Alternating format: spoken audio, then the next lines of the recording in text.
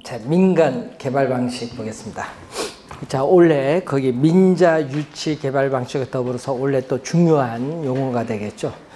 자, 우선은 이 자체, 여러분 개발 사업의 규모가 작거나 또 위험이 낮은 경우에는 본인이 직접 개발할 수 있어요.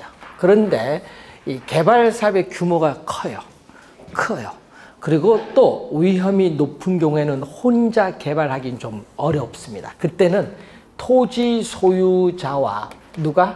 개발업자 간에 공동으로 개발을 합니다. 그러면은 토지 소유자와 개발업자 간의 개발 사업에 따른 위험이 분산될 수 있는 장점이 있는 게 지주 공동 사업입니다. 자, 여기에는 우리가 공사비를 대물로죠. 대물.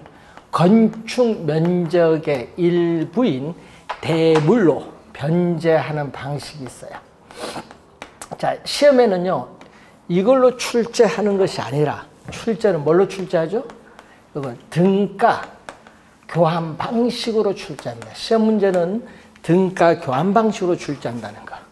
그리고 또 2년 전에 출제되었던 또 분양금, 여러분 공사 대금을 분양금의 뭘로? 일부로 또 지급을 하는 방식이 있습니다. 자, 조합 아파트 개발에 있어서 뭐를 한다? 우리는 투자자를 모집을 하는 형태이죠. 그럼 이 투자자 모집은 누가 자금 조달? 투자자죠. 말 그대로 이 앞에 있잖아요.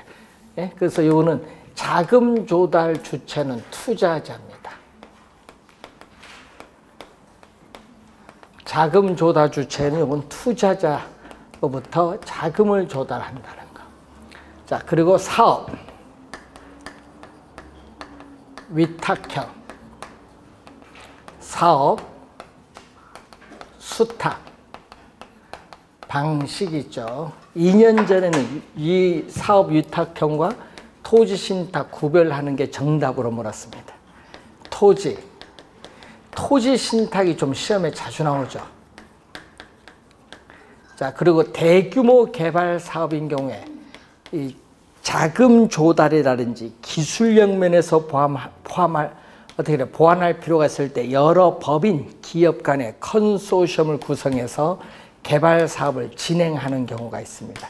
자, 이런 방식이 있다는 걸 기억을 해 두시면서, 자, 그리고 그 민자 유치는 항상 우리 뭐부터 들어간다? 민자 유치는 B부터. 예? B, T, O. 여러분 작년과 재작년은 요거 구별하는 거 출제했죠? B, O, T. B, O, O. 요거 구별하는 건데 앞으로부터가 전부 앞에는 B입니다.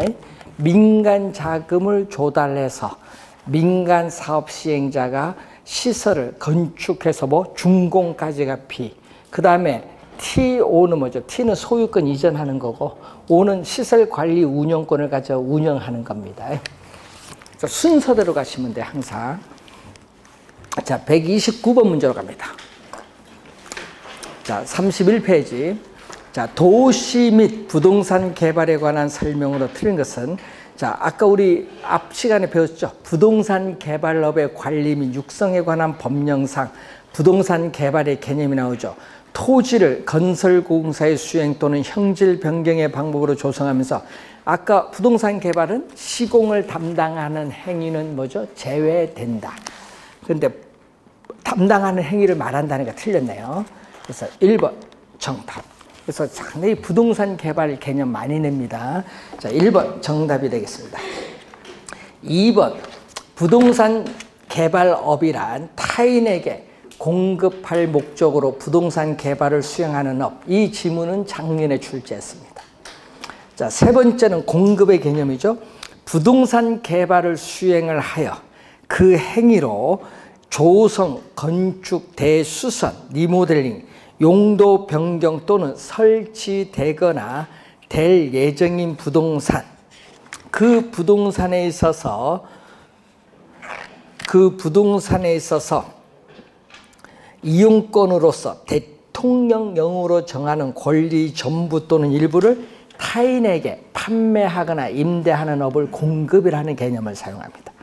자, 도시개발법령상 도시개발사업 개념이 나와 있고, 자, 5번은 도시 및 주거환경정비법령상 노후 불량 건축물에 해당하는 개념이 나와 있습니다. 이렇게 법 여러 개의 섞여 있는 개념, 제2조에 나오는 용어를 이렇게 출제를 하기도 합니다. 자, 1번 정답이죠. 자, 30번 문제가 요거는요, 토지의 취득 방식입니다. 자, 토지의 취득 방식에 따라 토지 소유자가 스스로 자력으로 개발하는 것은 단순 개발 방식이죠. 그런데 뭐가 있다, 여기? 환지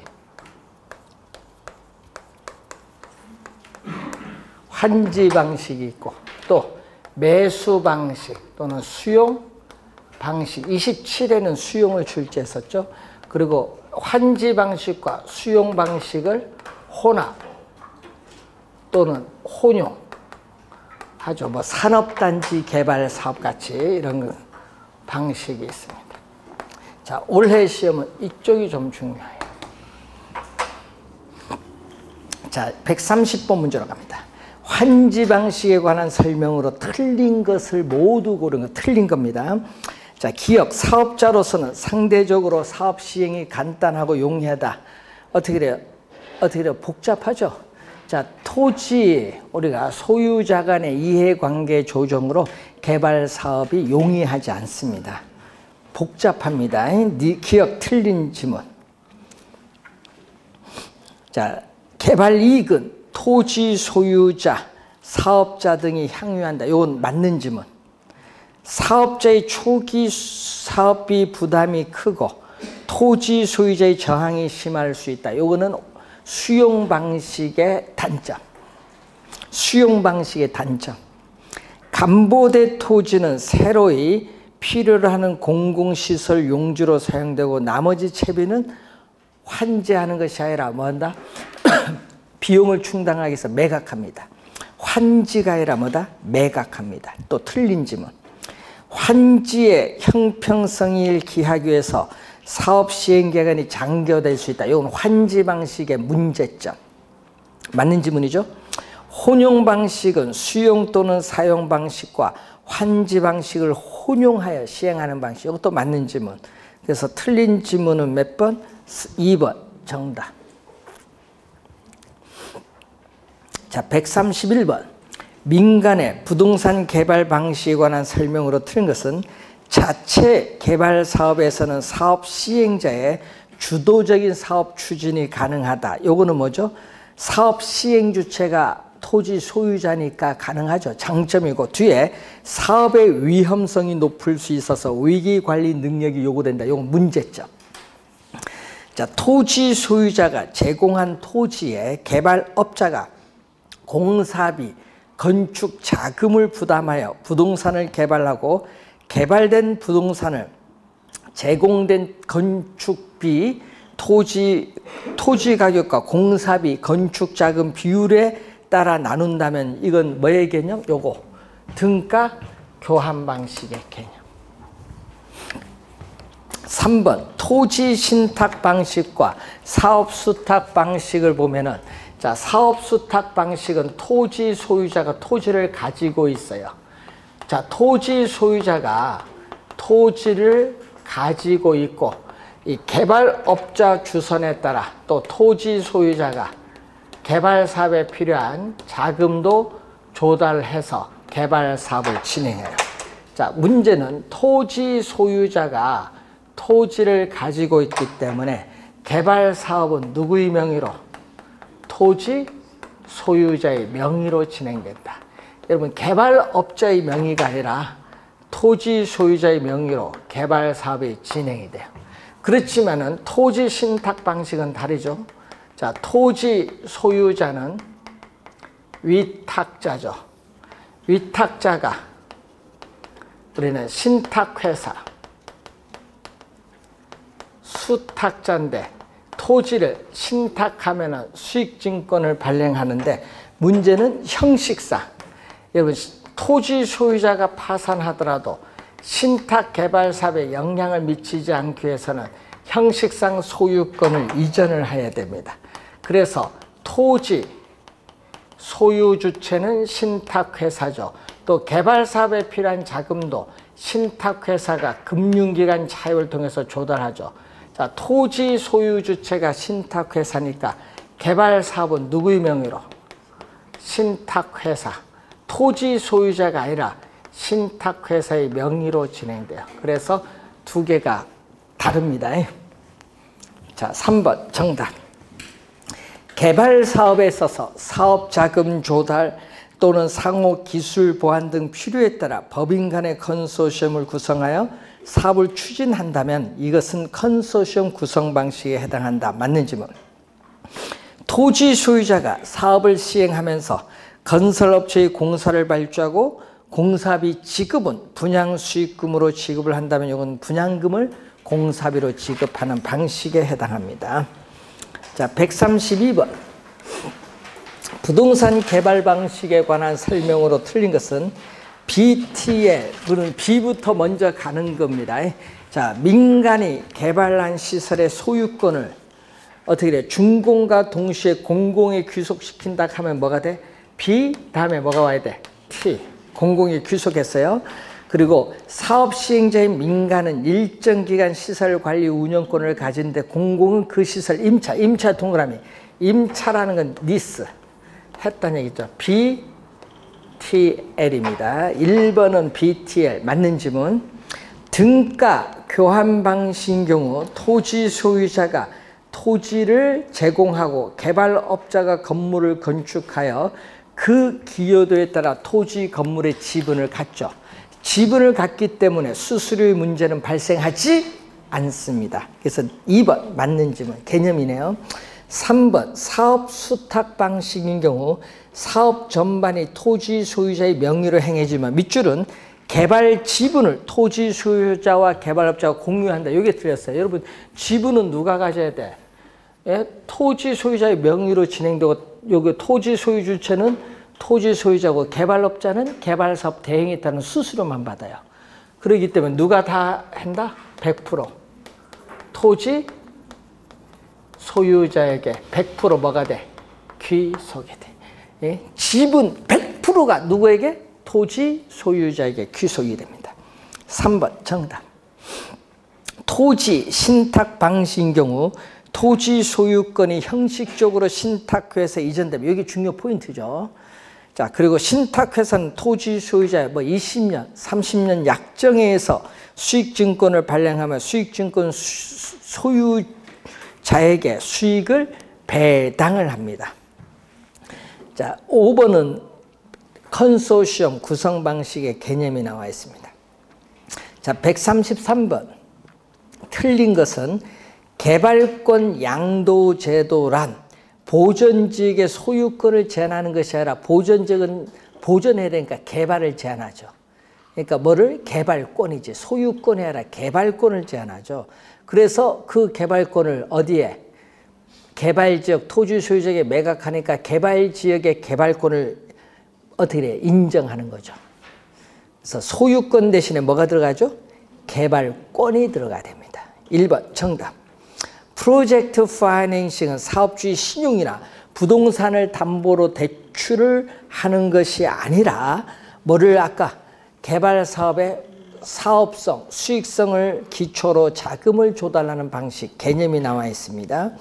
토지 신탁 방식은 신탁회사가 토지 소유권을 받죠. 이전을 받습니다. 그래서 토지를 개발한 후에 분양 임대에서 발생한 그 수익을 신탁자에게 배당의 형식으로 돌려주죠. 환지 개발 방식은 사업 후에 개발 토지 중 사업에 소요된 비용, 공공용지를 제외한 토지를 당취 토지 소유자에게 재분배 동그라미. 재분배, 매각이 아닙니다. 재분배라는 걸 주의해야 됩니다. 그래서 환지 평가를 통해서 재분배합니다. 혼용 방식은 환지 방식과 매수 방식을 혼합한 방식으로 도시개발법에 의한 도시개발사업이라든지 산업단지 개발사업 등에 주로 사용되고 있습니다. 자, 134번 신탁개발에 관한 설명 중 틀린 것. 신탁 배당에는 감가상각 비용 등이 뭘로? 비용으로 처리되기 때문에 세금을 절약할 수 있는 효과 기대할 수 있습니다. 없다 하니까 틀렸네요. 1번 정답. 장기간 방치된 국유지나 공유지를 신탁 개발할 경우에는 소유권이 변하지 않으면서 효율적 국토 이용에 기여할 수 있는 장점이 있습니다. 토지 소유자와 신탁회사가 협력하여 개발하는 지주 합동 개발 방식. 여러분 지주 합동 개발은 지주 공동 방식이죠. 일종으로 볼 수 있다. 토지 소유자는 수익권, 수익증권이죠. 이 수익권의 질권을 설정을 하죠. 여러분 수익증권을 금융기관에 담보로 제출해서 거기에 질권을 설정해서 뭐를 융자를 받죠. 그러니까 자금화가 가능합니다. 토지 소유권은 누구에게? 신탁회사의 소유권을 형식상 이전을 하기 때문에 신탁 개발 사업을 원활하게 추진하는 데 도움이 됩니다. 맞는 질문. 자, 135 순서로 갑니다. 민간 사업자가 기숙사를 개발하여 준공과 준공까지가 B, 동시에 소유권을 공공에 귀속, 그럼 T 순서대로. 민간 사업자는 40년간 시설관리 운영권을 가지고 공공 그 시설 임차 동그라미. 임차는 뭐죠? 리스. 그러니까 BTL. 자, 이런 문제만 나오면은 거전데. 그런 나올 수 있거든요. 작년에 나왔고 재작년에 요즘 중요해요. 시사적인 상황에서. 자, 개발 2문제 원래 출제 예상되니까 확인해 두시고, 관리 1문제 원래 또 출제가 되는 부분인데, 원래 시험에 나오면요, 이 관리 주체에 따른 관리 방식, 여기서 이 장단점에서 정답을 물을 가능성이 상당히 높다. 그래서 다시 한번 장단점을 잘 공부를 좀 해 두셔야 됩니다. 여기서 정답 물어요, 우리 출제위원들은. 여러분 우리 부동산 관리는요, 저희들 대학교 관리면요 2가지 관리거든요. 하나는 그냥 일반 부동산 관리 있고 자산관리론이라는 게 있어요. 2개를 강의하는데 자산관리론은 한 500페이지 되고요. 부동산 관리는 1000페이지 돼, 대학교. 아, 책이 너무 두꺼워. 근데 거기서 딱 시험 한 문제 낸다. 그럼 뭘 내겠어, 출제원들이? 한 문제 내라 하면. 아, 그 많은 범위에서 한 문제 내라 하면. 딱 요거 관리 방식. 중요한 거잖아요, 관리 방식. 어떻게 관리할 거냐. 왜? 부동산의 가치를 높이고 최유용할 수 있도록 어떻게 관리하냐. 이걸 내는 거고. 그래서 여기서 출제할 수밖에 없다. 이유를 알고. 예, 요 제일 좋아하시는 분이 있어요. 그분이 들어가는 사람한테 안 내기만 안 내봐라 해서 하여튼 안 내면 뭐라 한 마디씩 들어요. 그러니까 꼭 나와요.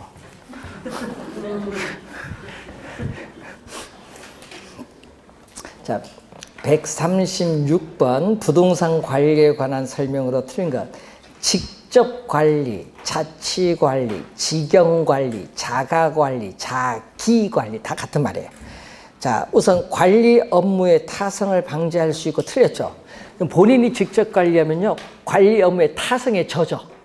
타성에 젖어서 어떻게 무사 안일주의가 나타나고요. 또 인건비가 불합리하게 높아진다는 단점이 있어. 절감 효과니까 틀렸네요. 1번 바로 정답. 2번 간접관리, 위탁관리, 외주관리 같은 말인데 전문적인 부동산 관리회사가 관리가 이루어지니까 관리 업무의 전문성, 합리성을 제고 높일 수 있는 반면 기밀유지에서는 직접 관리보다 뭐다? 불리하죠. 여러분 위탁관리는 뭐가 돼요? 위탁관리는 기밀유지 보안관리가 전문적인 회사에서 관리가 이루어지니까 곤란하다는 단점이 있습니다. 자, 3번 혼합관리 방식은 직접관리와 간접관리를 병령관리하는 방식인데 관리 업무의 전부를 위탁하지 않고 뭐만? 필요한 부분만 어떻게 선별해서 관리하는 게 무슨 방식? 혼합관리. 그러니까 혼합관리는 자가관리도 있지만 또 뭐도 있다? 위탁관리 2가지가 다 나타나는 거죠. 자, 항상 이 세 관리 방식의 장단점에 늘 유의를 하셔야 됩니다. 4번째, 혼합관리 방식은 관리 업무에 대한 요거죠. 관리 업무에 대한 강력한 지도력을 발휘할 수 있고, 요거죠. 요거는 자가관리 관리고 또 위탁관리 편이 또한 이용할 수 있다. 요거죠. 요것도 이용할 수 있다. 두 개가 다 들어가요. 양방식의 장점을 수용했잖아요. 그래서 거기에 4번은 혼합관리의 장점입니다. 4번은 혼합관리의 장점. 혼합관리는 위탁관리와 자가관리 장점만 취할 수 있으나 관리 요원 간의 정보 교환이 늦고 책임 소재는 어떻게 돼요? 운영이 잘못되면 누구 책임인지 모르죠? 불분명 밑줄 시험에 명백하다고 출제 많이 합니다. 불분명하다는 단점이 있습니다. 자, 137. 자, 옳은 것은, 자, 여러분, 자산 부채를 종합 관리하는 건 요거죠. 여러분, 자산, 부채를 포트폴리오 관점에서 종합 관리하는 건 무슨 관리? 자산 관리. 에셋. 그래서 부동산 소유자나 기업에 있어서 부를 극대화하기 위해서 부동산의 가치를 우리는 부동산 가치를 증진시킬 수 있는 다양한 관리 방법을 모색하는 적극적 관리가 자산관리. 아까 포트폴리오에 따른 분산 투자로 인한 부채 자산 종합관리, PF 결정, 투자에 따른 위험관리, 매입 매각관리, 재개발, 리모델링 결정하는 거 다 자산관리입니다. 1번 틀렸죠? 1번 정답. 옳은 건 틀린 질문. 자, 자기는 자가입니다. 자기관리 방식은 입주자와의 소통 측면에서 본인이 직접 관리하니까 위탁관리 방식에 비해서 유리한 장점은 있습니다. 2번 정답. 옳은 것. 자, 위탁관리 방식은 자기관리 방식에 있어 기밀 유지가 유리한 게 아니라 곤란하다는 단점이 있죠. 혼합관리 방식은 자기관리 방식에서 문제 발생 시에 책임 소재 파악이 어떻게 돼? 용이한 것이 아니라 불분명하다. 불분명하다. 건물의 고층화와 대규모가 진행되면서 어디로 가죠? 자가관리 방식에서 전문적인 부동산 관리회사가 관리가 이루어지는 위탁관리 방식으로 진행이 이루어집니다. 틀린 질문. 2번 정답. 자, 138번 문제로 갑니다. 틀린 것. 자, 부동산 자산을 포트폴리오 관점에서 우리는 관리하는 자산 부채 종합 관리, 포트폴리오 분산 투자 관리는 무슨 관리? 자산 관리. 여기에 속하죠. 여기에 속하는.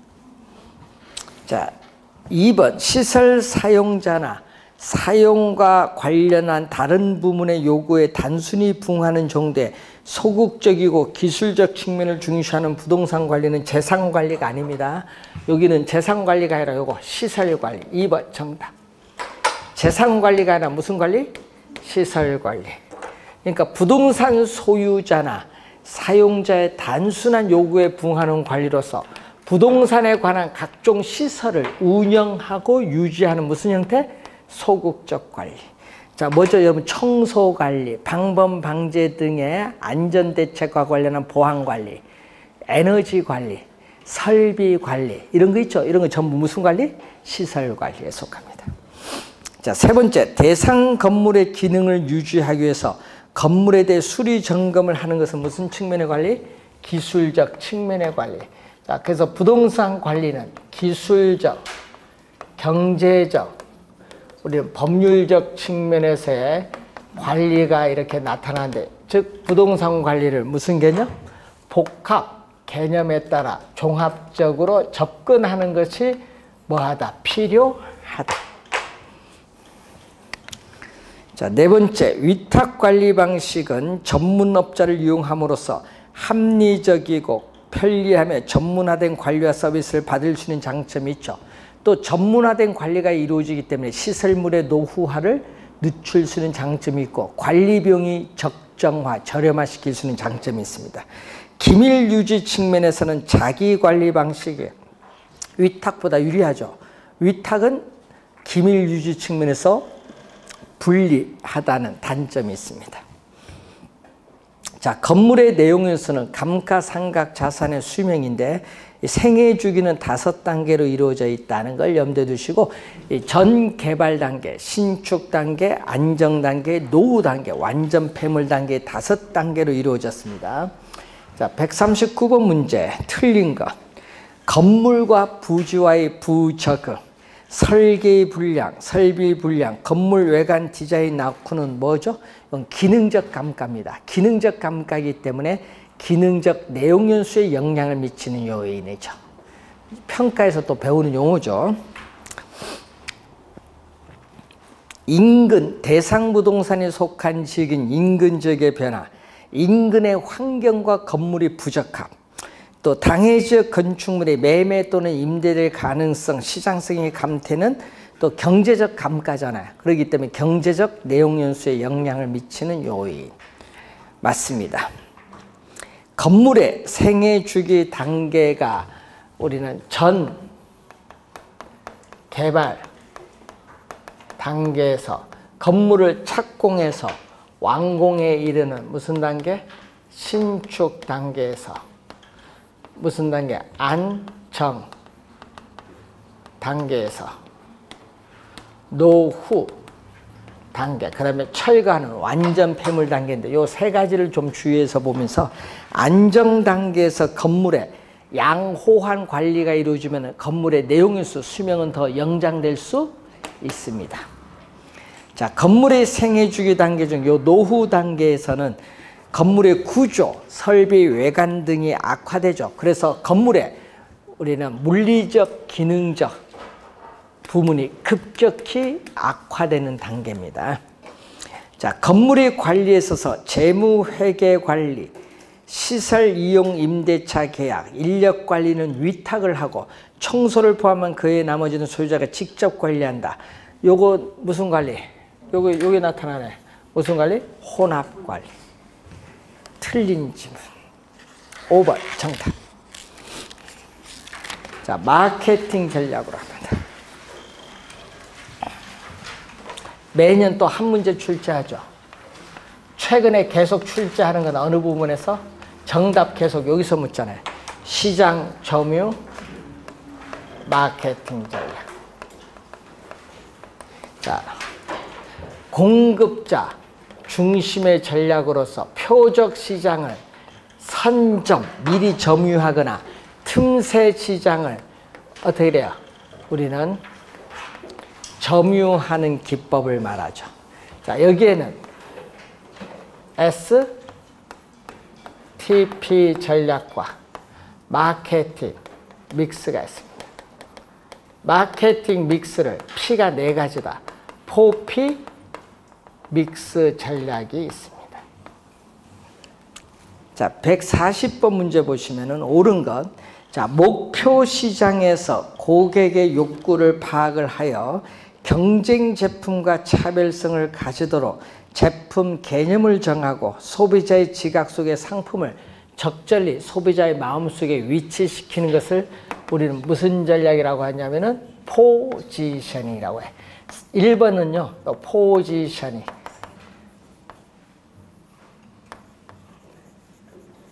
차별화 전략.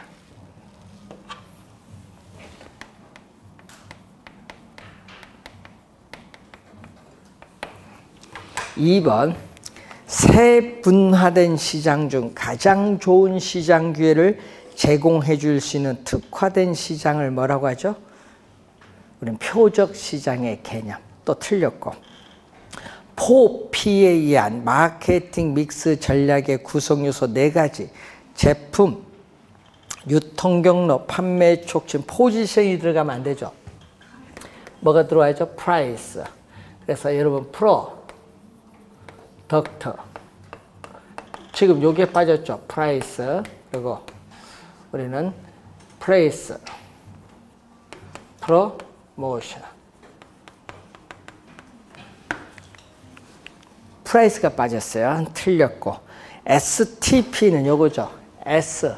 시장 세분화, 표적 시장 선정. 요거죠. 프라이스가 아니라 뭐다? 포지션이. 프라이스 해서 틀렸고.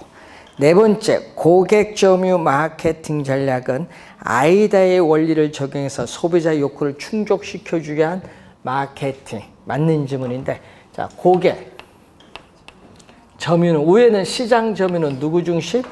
공급자인데, 요거는 누구 중심? 소비자, 고객 중심의 전략인데, 뭐를 강조? 심리적. 그러니까 심리적인 변화 단계를 나타내요. 그래서 고객 점유 마케팅 전략은 심리 변화를 나타내는 무슨 거죠? 아이다의 원리. 앞에 A는 attention, 주의, interest, 관심을 불러일으키고 관심을 desire, 욕망을 일으킨 다음에 욕망을 action, 행동으로 나타나는 심리 변화의 네 가지 단계가 나타납니다.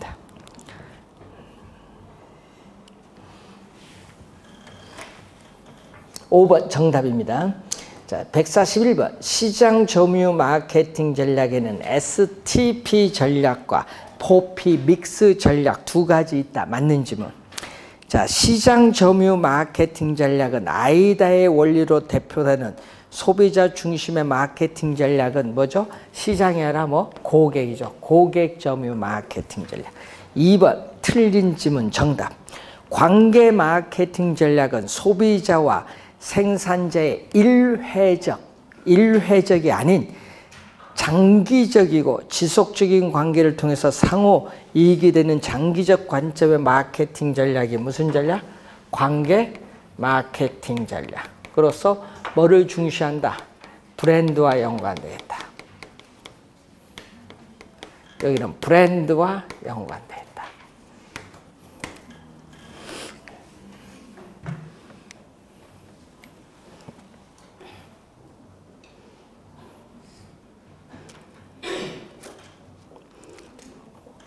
STP 전략 중 시장 세분화 전략은 부동산 시장을 명확한 여러 개의 구매자 집단으로 나눈 거. 여러분, 구매자 집단 나누는 거, 분할하는 거, 세분화라고 하죠. 개념 맞습니다. 우리 요 세 개 중에서 특히 출제는 요걸 많이 출제해요. 시장, 세분화, 세그멘테이션, 요걸 많이 출제.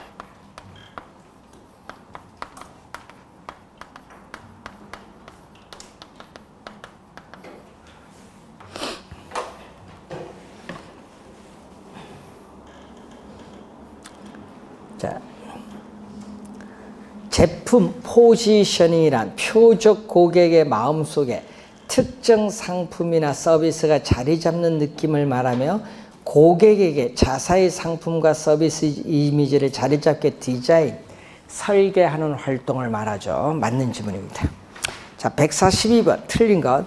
자, 부동산 공급자가 부동산 시장을 점유하기 위한 일련의 활동을 시장 점유 마케팅 전략 개념 맞습니다. 아이다의 원리는 소비자가 대상 상품을 구매할 때까지 나타나는 심리 변화, 요거 하나, 둘, 셋, 넷, 네 가지 단계를 말하죠.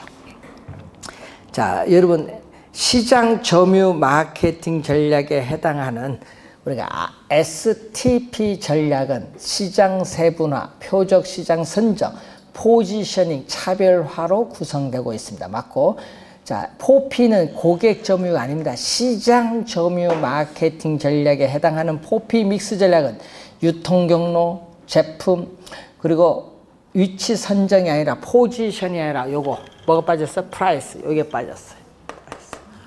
그래서 4번 정답. 고객 점유 마케팅 전략은 아이다의 원리를 적용하여 소비자 욕구를 충족시켜주기 위해서 수행되고 있습니다. 자, 부동산 가격의 여러 가지 원칙이 나오죠. 자, 항상 우리는 부동산 가치 판단의 중요한 전제가 되는 원칙이 무슨 원칙? 최유효 이용의 원칙. 자, 이 최유효 이용의 원칙과 직접 최유효 이용의 원칙과 우리가 직접 관련이 있는 원칙이 뭐냐? 자, 직접 관련이 있는 원칙은 크게 세 가지로 보죠. 토대가 되는 원칙, 또 내부적 요인, 또 외부적 요인에서 세 가지로 우리가 볼 수 있습니다.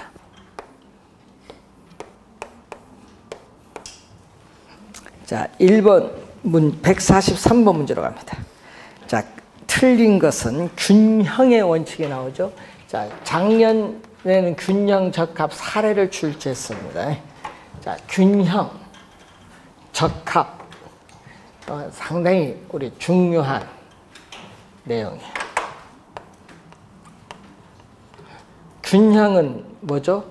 내부, 외부 적합. 이게 시험에 작년에 출제했는데, 자, 부동산의 유용성을 최대로 발휘하기 위해서는 부동산을 구성하고는 뭐 토지, 노동, 자본, 경영 이런 내부적인 구성 요소 간에 있어서 이 결합에 있어서 뭐를 균형을 이루어야 되는데 이 균형에 유의된다.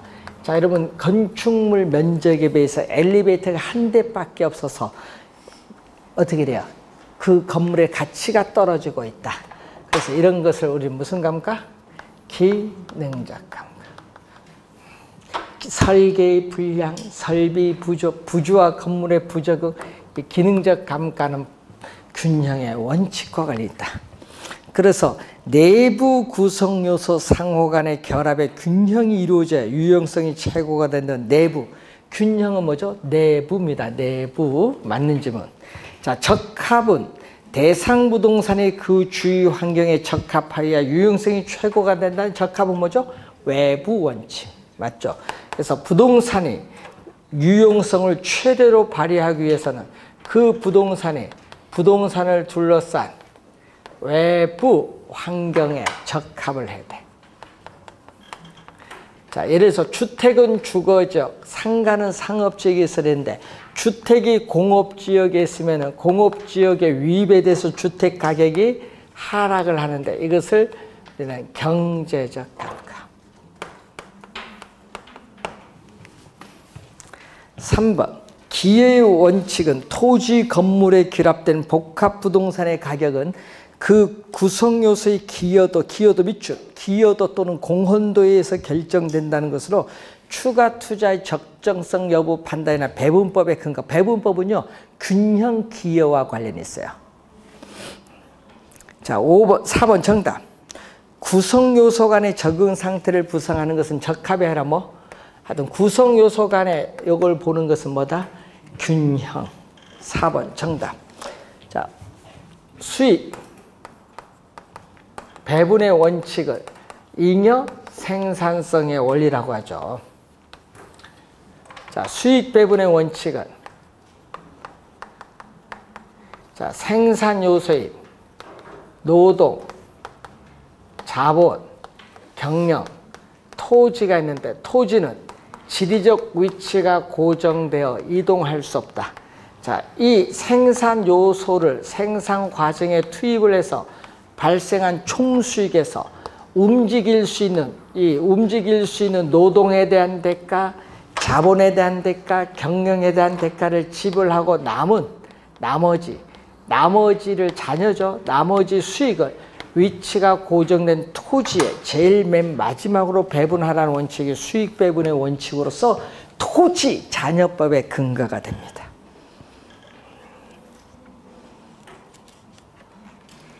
4번 정답이고요. 144번 틀린 건 기여의 원칙이란 부동산 가격이 대상 부동산의 각 구성 요소가 기여하는 정도의 합, 기여도의 합이죠.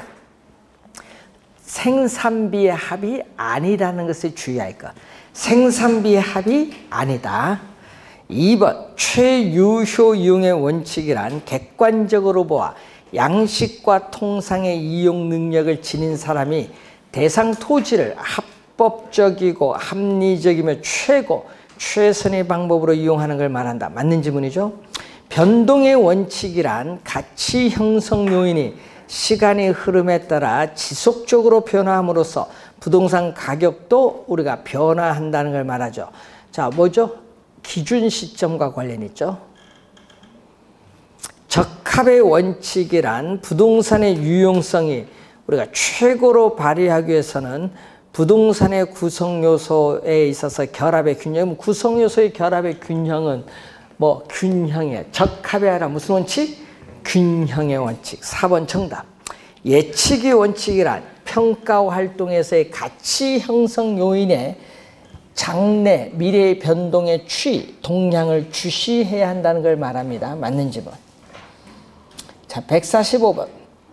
합리적인 구매자는 대상 부동산에 대해서 그와 똑같이 바람직한 다른 부동산을 구입하는 데 드는 비용보다도 더 지불하려고 하지 않을 것이다. 비슷한 부동산이면 비슷한 가격 지불하려고 하죠. 이거 뭐 대체의 원칙이지 뭐. 박스는 대체의 원칙입니다.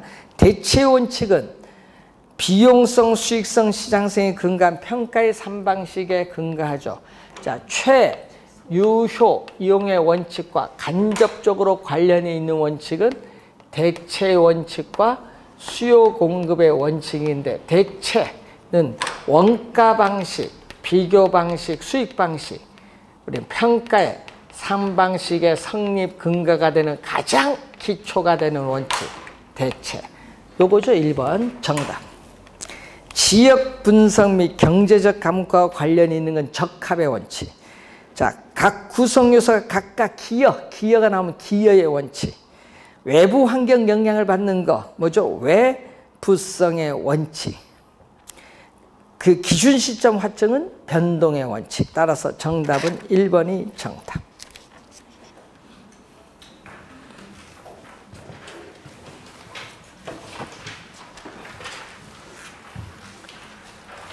자, 감정 평가에 대상 부동산에 속한 이 지역을 우리 뭐라고 하죠? 인근 지역. 여러분, 대상 부동산에 속한 지역은 인근 지역이고, 대상 부동산이 속하지 아니하는 지역으로서 인근 지역과 유사한 특성을 가진 지역을 무슨 지역? 유사죠. 요걸 우선 확인해 두셔야 돼요. 자, 그래서 시험 문제는 또 뭐를 출제를 많이 하죠? 의의를 많이 내죠. 의의. 자, 부동산 가치에 전반적인 영향을 미치는 지역 요인에 대한 분석이 이루어질 수 있고, 또 개별 분석이 이루어질 수 있어요. 자, 이 대상 부동산에 속해 있는 지역의 특성을 파악을 해야 돼요. 여러분이 지역의 특성, 자, 여러분이 공부하고 있는 관명 지역은 주변에 다른 지역과 어떤 특성을 가지고 있느냐, 이걸 파악을 해요. 지역의 특성을 파악을 하고 그 지역 내 일반적이고 평균적으로 이용하는 방법, 표준적인 사용의 형상과 장래의 동향을 명백히 해서 그 지역 내 부동산들이 많을 거 아니에요. 그 가격을 평균한 값이 얼마냐, 평균값. 이걸 평균값을 우리는 전문용어로 가격 수준이라고 해요. 가격 수준 판정. 자, 여러분 아까 오늘 오전 설명했을 때 이런 얘기죠. 전국 부동산 학개론 여러분 시험 치면 20만 시험 치잖아요. 자, 여러분 20만 명이 시험 쳤는데 그 평균이 얼마다? 38점이야. 이게 가격 수준이야. 평균가. 거기서 여러분이 맞은 점수 있죠? 그게 가격이야. 한 물건의 값. 그렇게 생각하면 되지 뭐. 평균값이에요. 가격 수준은. 평균값. 자, 그래서 개별 분석은 대상 부동산에 뭐를 분석하죠? 개별 요인을 분석해요. 대상 부동산의 개별 요인을 분석해서 대상 부동산의 최고 최선의 이용, 최유효 이용을 판정을 해서 구체적으로 얼마, 여러분 내가 살고 있는 아파트 가격 얼마냐, 가격을 구하는 것은 우리는 바로 뭐가 된다? 개별 분석. 자, 146번 문제 갑니다. 지역 분석 및 개별 분석에 관한 설명으로 틀린 것은, 지역 분석은 부분 분석이 아니에요. 지역 분석은 부분 분석이 아니에요. 지역 전체를 대상으로 하거든요. 자, 여러분 지역 전체를 대상으로 하기 때문에 넓은 의미 뭐죠? 거시적 차원. 거시적 차원에서 분석하는 전체적이고 광역적인 분석. 그러니까 부분 분석이 아니에요. 개별 분석은 뭐다? 부동산 하나 갖고 부동산 하기 때문에 이거는 거시적이 아니라 좁은 의미, 미시적. 전체에서 부분, 미시적에서 전체에서 여기 부분 분석이 요거야. 그리고 광역적이라서 국지적. 1번 틀린 지문이고 또 최유효용 범위 아니에요. 무슨 범위? 표준적 사용 범위. 표준적 사용 범위 내에서 뭐를 판정? 최유효용 판정. 자, 표준적 사용 범위 내에서 최유효용 판정. 그래서 1번 정답. 자, 2번 인근 지역과 동일 수급권 내 유사 지역은 지리적으로 이렇게 인접할 필요는 없죠. 그리고 그 지역 내 부동산 상호 간의 대체 경쟁 관계가 성립하여 가격 형성에 영향을 미치는 지역을 말하죠. 자, 지역 분석은 개별 분석보다 여러분 지역 특성 제약하에 개별 분석이 이루어지니까 지역 분석이 먼저 이루어지고 지역 분석을 하고 나서 개별 분석은 나중에 이루어져요. 그래서 지역 분석이 선행 분석이라면 개별 분석은 무슨 분석? 후행 분석. 자, 인근 지역의 범위가 지나치게 확대가 되면은 사례 자료 수집은 쉬운데 용도적 동질성이 떨어져요. 그래서 가격 수준이 판정이 어려워질 수 있다. 맞는 질문. 일반적으로 여러분 인근 지역과 유사 지역을 포함하는 이 광역적인 권역을 뭐라고 하죠? 동일 수급권. 자, 동일 수급권의 범위는 부동산의 용도에 따른 분류, 규모, 성격에 따라 다른데 이 주거지의 동일 수급권의 범위가 나오죠. 도심의 사무실로 통근이 가능한 지역 범위와 대체로 일치하는 경향이 있는데 지역의 명성, 지역적 선호 등에 따라 주거지의 동일 수급권의 범위는 보다 좁아지기도 한다. 소문난 고급 주택 지역은 대체 지역이 없기 때문에 어떻게 돼요? 동일 수급권의 범위는 보다 좁아져요. 3번 지문은요, 2년 전 정답으로 물었었죠. 1번 정답입니다. 147번 틀린 거. 지역 분석이란 대상 부동산에 속한 지역의 가격 형성에 전반적인 영향을 미치는 지역 요인을 분석하여 표준적 사용, 장래 동향을 명백히 하고 가격 수준을 파악하는 감정평가죠. 이건 표준적 사업, 표준적 사용, 가격 수준 나왔으니까 맞죠? 자, 2번 개별 분석은 부동산의 유형에 따른 개별 요인을 분석하므로 유형적 유형에 따라 토지, 건물, 건부진의 개별 요인을 분석하는 작업이다. 맞고. 개별 분석은 대상 부동산의 구체적인 가격입니다. 가격 수준이 아니라 가격 형성에 영향을 미치는 개별 요인을 분석하여 최유효 유형의 판정과 구체적인 가격을 파악하는 작업 맞습니다. 개별 분석은 지역 분석의 선행 행위가 아니죠. 뭐가 먼저? 지역 분석이 먼저, 개별 분석은 나중이고요. 뒤에 지역 분석은 개별 분석 범위 내가 아니라 개별 분석은 지역 분석의 범위 내에서 이루어집니다. 그래서 4번이 틀린 질문. 그러니까 여러분 지역을 먼저 분석을, 예를 들어서 여러분 이 지역을 먼저 분석을 해서 그 지역 내 개별 부동산을 분석한다 이 말이죠.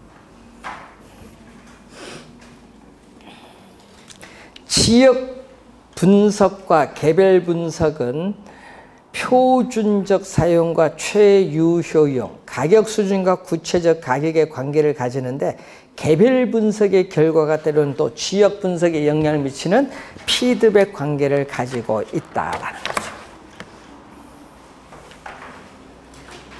자, 잠시 쉬고 공시지가 기준법 들어가겠습니다.